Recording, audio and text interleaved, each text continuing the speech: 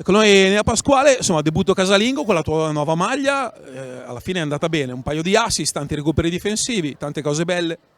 Sì, come prima partita in casa tutto sommato è andata bene perché sono arrivati i 3 punti. È stata dura, saranno tutte dure, anche molto di più di questa, però l'importante è aver portato a casa i 3 punti e pensare a domenica prossima.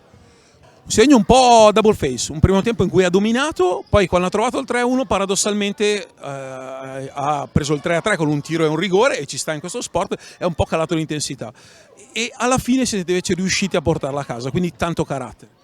Sì, abbiamo avuto un paio di momenti di down, però comunque dopo abbiamo reagito abbastanza bene e sì, abbiamo avuto un po' di down che loro ci hanno punito, però siamo contenti così, va bene, per la seconda partita di Coppa Italia va bene.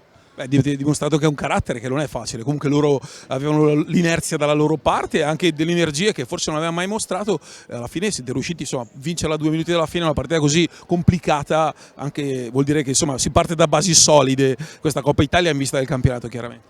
Sì, le basi ci sono, è solo tempo di prendere giri, motore sulle gambe e secondo me possiamo dar fastidio a abbastanza squadre.